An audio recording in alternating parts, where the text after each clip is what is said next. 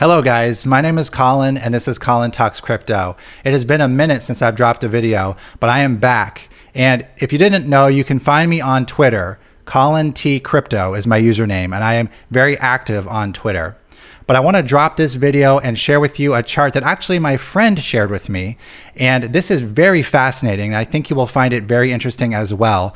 It paints a broad macro picture of the economy and where we might be heading. And I think it gives a strong clue as to what may lie in store, not just for the legacy stock market, but for Bitcoin and cryptocurrency as well. Thank you very much for joining me.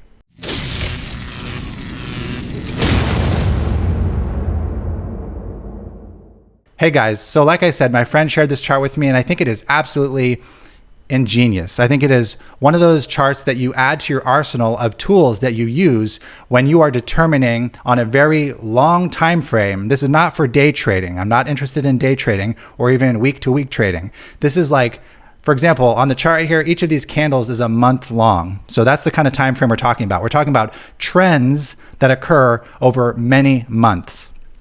So to jump right into it, the chart you're looking at right here is the MMTH, and it is showing you the percentage of stocks above the 200-day moving average. It is a useful tool for clues of the broad market technical trend. If you have a majority of stocks that are above the 200-day moving average, that is extremely bullish, and that is represented by an MMTH value that is higher on this chart. Conversely, if you have a very bearish sentiment, a bear market bottom or a recession, the COVID crash or the 2008 housing market crisis, those particular instances are going to leave with a very low MMTH score because you would have a preponderance of stocks across the stock market below 200-day moving average. And you can see that right here, right on the chart here. In 2007, we had kind of a top, and it never again reached that top until mid-2009. And actually, this was one of the largest crashes on the chart that you can see right here. It actually doesn't go back to 2000 with the dot-com bubble. I wish it did. I think that we would see an equally huge crash there. I know for almost a fact we would see that. But you can see how for almost 2 years, the market cratered in terms of all stocks across the stock market going below their 200-day moving averages. This is an index, an aggregate. This is not showing one stock. This is representing all stocks on the stock market. So it's a very interesting index, and it tells us a very big picture view of what's happening with the stock market. Now, before I go too deep into this, the reason that I'm showing you this, because this is a cryptocurrency channel, is because if you know anything about Bitcoin, you know that it is highly correlated to the stock market, to legacy stocks and Wall Street, unfortunately. And I do hope that that changes. And in fact, I don't really have a doubt in my mind that someday, eventually, that will change. But that might be decades. That might be 10 years, 20 years, 30 years. I don't know exactly. But all of that's besides the point. What matters is that we know that today, Bitcoin is heavily influenced by the stock market. And I'll actually make some correlations here showing you exactly what I'm talking about. So if we know that Bitcoin is heavily affected by and influenced by the traditional economy, the traditional stock market, then it is of interest to us to follow the legacy system. And so this chart, like I said, is a macro view of that. So when you have a massive capitulation, a massive drop on this chart, it is generally followed by a massive drop with the Bitcoin price. Now, something interesting to note here is that in the 2008 housing crisis, when there was massive bailouts of banks, organizations, too big to fail, this crisis period was the birthing moment for Bitcoin. Literally, Bitcoin's existence was born out of this exact moment. And if I recall correctly, the Genesis block for Bitcoin says, Chancellor on the brink of bailout for banks. That's literally etched into the first block for Bitcoin. And that was at this exact moment here, because this was a global crash. Even though this particular chart is showing the United States stocks above the 200-day moving average, this housing market crisis affected the entire world. And thus, Bitcoin was born out of this massive crash because Bitcoin has a finite supply, something that the Federal Reserve and basically every country on Earth's version of the Federal Reserve abuses to no end. And so Bitcoin was the response to that. So we're going to take a look at how the traditional economy has painted a picture for what happens in Bitcoin. So I've moved this over onto a chart where you have the Bitcoin price chart down at the bottom here, and you have the MMTH, the percent of stocks above the 200-day moving average, on the top. And I just want to point out a few correlations that are very interesting. First of all, we have these last major capitulations, let's call them, highlighted in orange here. And I'll actually circle them on the screen. So back in 2018, when Bitcoin tanked almost out of the blue, fell through a trap door from $6,000 right here down to $3,300. This particular crash right here exactly coincided with the MMTH tanking from about 60 down to 10 right here. So this crash was present in both the stock market and Bitcoin. Again, that occurred here in the COVID crash of 2020 around March. The exact same crash for Bitcoin correlated to a massive crash in almost every stock in the stock market, to the point where you had less than 5% of all stocks above the 200-day moving average. That's how few there were.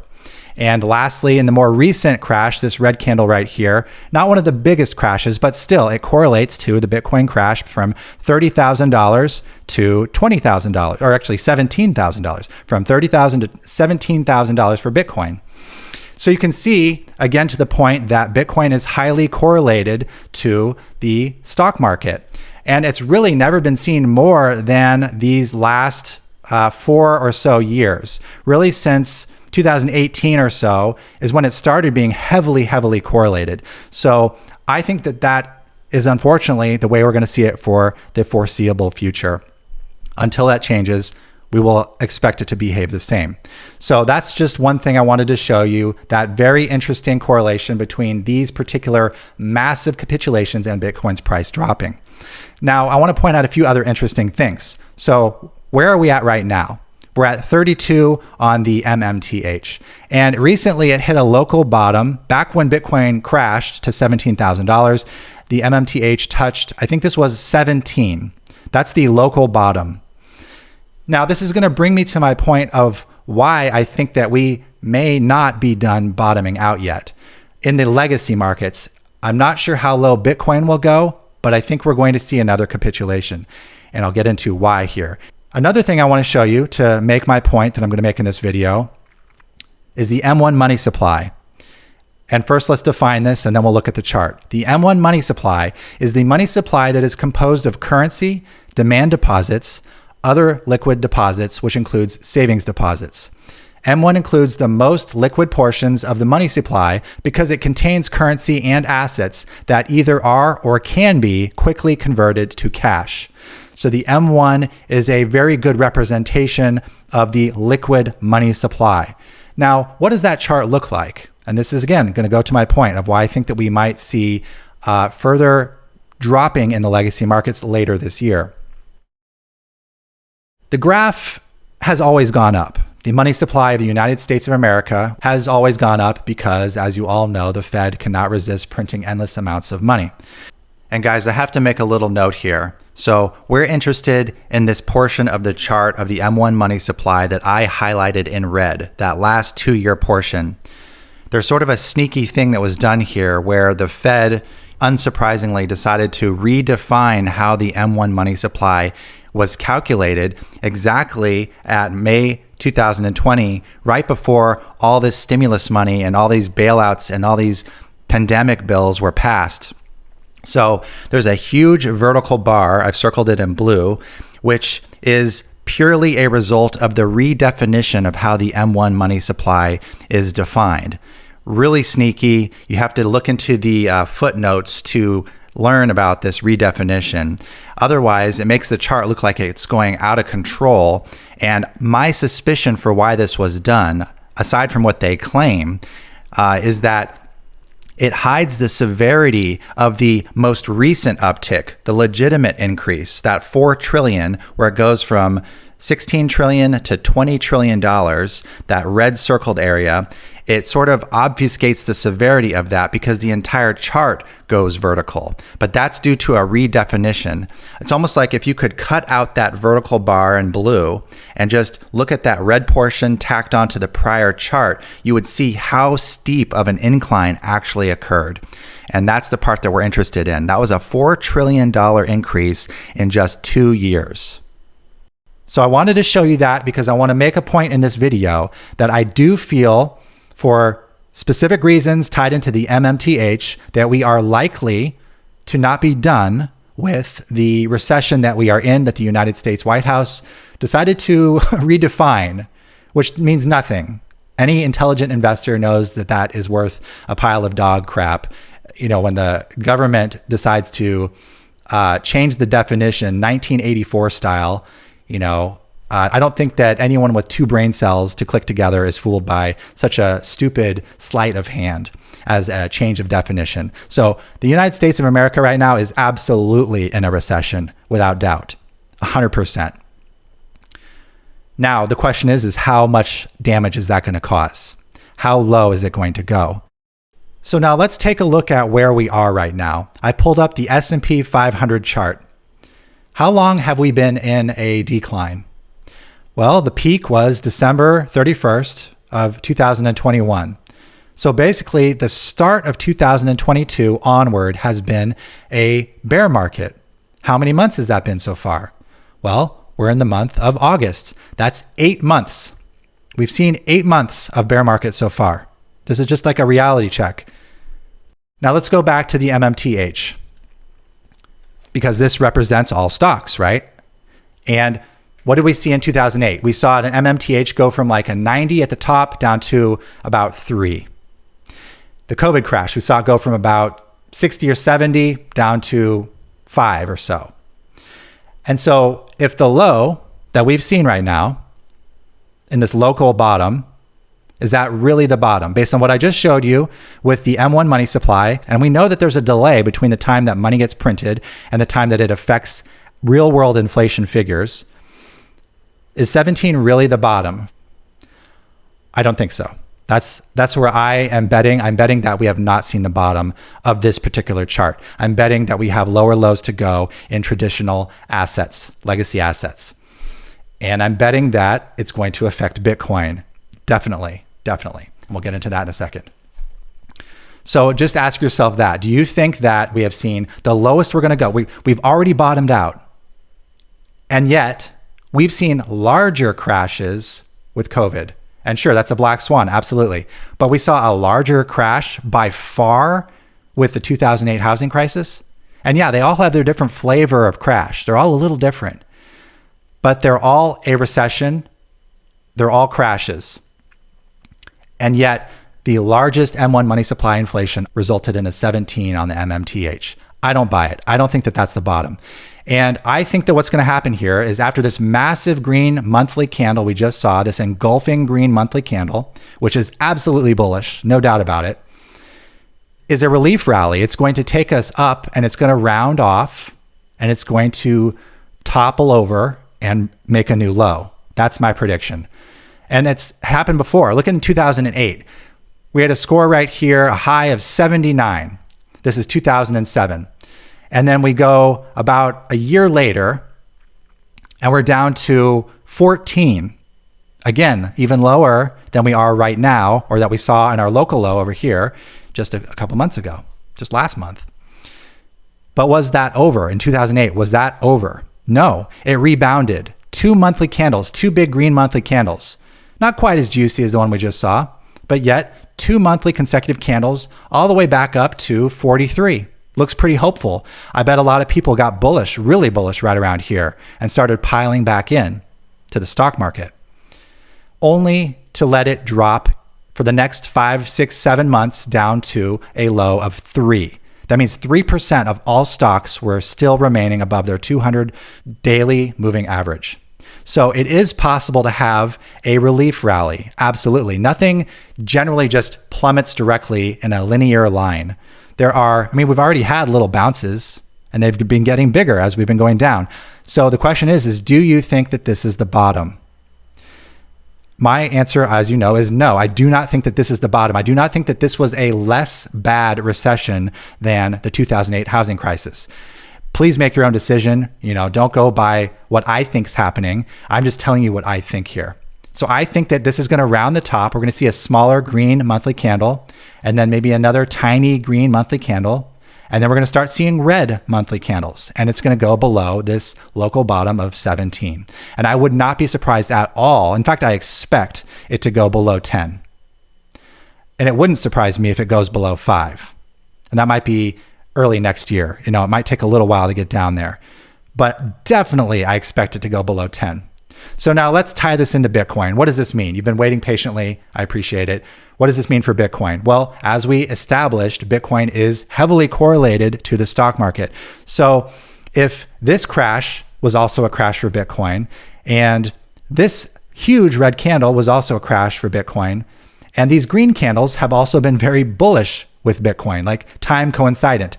The stock market rebounds, Bitcoin rebounds. So if I think that this is going to roll over and make new lows, and I just want to plant that seed in your mind that it's possible, because just like back here in 2008, when everyone was starting to get bullish again, and I bet you going all in on stocks, to not wanting to miss out and not wanting to, miss the boat, they were FOMOing in essentially. A lot of people right now are looking at Bitcoin and going, hey, this is rebounding, this is shooting back up. And I don't doubt that could continue for some time. In fact, here's Bitcoin down here. We've been forming sort of a channel for the past month or so. I wouldn't be surprised if it continues on its way up, in tandem with the MMTH going up. We might see a Bitcoin price of $30,000, maybe even $31,000. I think around there is probably as high as it's going to go, give or take, of course. It may not even make it that high. I don't know. But I could see it bouncing that high because you do have resistance at that level of around 30,000, 29,000, 31,000. That's a big resistance band there. So yes, we could hit that band. But then there's a lot of resistance. And like I said, I think there's a strong chance of rolling over for the MMTH. And so combining those two things, I think hitting that resistance band and rolling over of legacy stocks means Bitcoin is going to drop. And I think that that's anyone's guess as to how low it may go. We may get lucky. Maybe Bitcoin only double bottoms at 17,000. Maybe it makes a little higher low. Maybe it's 18,000 or 19,000. That would be pretty amazing, I think. Or maybe we'll cut through a lot more support and drop down to the next major range, which is around 12 to 15,000, somewhere in there. I think is likely enough to be talking about it. I think there's like a 50% chance that that's going to happen. So I have cash on the sidelines, speaking personally, and I'm waiting patiently. Yeah, it's a little stressful because I don't know for sure. Like I said, 50% chance. But I'm just looking at what's in front of me. I don't think that this is over. I don't think this is a V-shaped recovery. I don't think this is like COVID. This particular recession is 2 years in the making. This was the financial abuse of 2 years worth of money printing. And then, how it works is the money first goes into the bailout recipients, goes into the airlines, the cruise ships, it goes into wherever that goes to bail out the first order of business. And so the effects of inflation are not yet felt. And actually, that's the greatest theft to the American people, because the American people do not get to spend that inflation. First, the major corporations that were the lucky recipients of all this stimulus money and this bailout money and this pandemic money, they got the purchasing power of it completely. And it takes years, as we've seen, for it to trickle down through the economy to where the everyday Joe like yourself and myself who buy groceries, till we see the price of milk and bread and gas all start to skyrocket. Even electricity is going up. Like where I live in Puerto Rico, the electricity price is like 35 cents. It's like gone crazy high. Now, there may be some corruption and some monopolization going on there too, but I think you know what I'm talking about. Like the price of gas has almost doubled or more than doubled in some places. I know when I go to a restaurant, I'm paying like almost twice for a bill that I used to pay. So my point is that the effects of this are huge and they're delayed. The 2 years from 2020 to 2022 was a massive spending spree that should not have occurred. That was a theft to the American people. If you had any savings, your money is worth a lot less right now. And so the question is do you think it's over? I'll leave you with that, guys. Do you think it's over? Do you think that 17 on the MMTH, look it up on TradingView. Do you think that that's the bottom? Do you think that all the stocks have finished bottoming out and we're in a V-shaped recovery and it's up from here? Let me know if you think that's the case, or if you do think that we might roll over, if this is just a relief rally, just a bounce, and we might make newer lows. And if so, what do you think that means for Bitcoin? What price do you think that means for Bitcoin? And what price do you think that means for Ethereum, a more beta asset to Bitcoin? You know, when Bitcoin drops, Ethereum will drop more. When Bitcoin rises, Ethereum will eventually rise more. Ethereum is a beta correlated asset to Bitcoin in that regard. So Ethereum's looking pretty as long as Bitcoin keeps moving up. And yes, we have the merge on the horizon, and it's a great narrative and a lot of positivity is coming from that. But if Bitcoin does crater, if the MMTH rolls over to 10, Bitcoin drops down to 19,000 or 15,000 or whatever, where's Ethereum going to be? I personally will be waiting to scoop up some Ethereum at that point. And I have to release another video after this because it's not fully fair. I've shared you this video with this information, but there's a backdrop that I want to share with you. I'll make it my next video, so stay tuned. I'm going to record another video and I'll share with you an article that lays out the greatest bear markets in history and the shortest bear markets in history. And we're going to take a look at some averages and just give you an idea, because that sort of also adds to my conviction that we have not seen a bottom yet. Because if you take a look at this article, which I will show you, 8 months for a large recession is just a very, very short amount of time. And it's actually statistically improbable. And I'll leave you with that. We'll cover it more in the next video. I don't want to make this one any longer than it is. Thank you very much for joining, guys, and I'll talk to you again soon. Have a great day.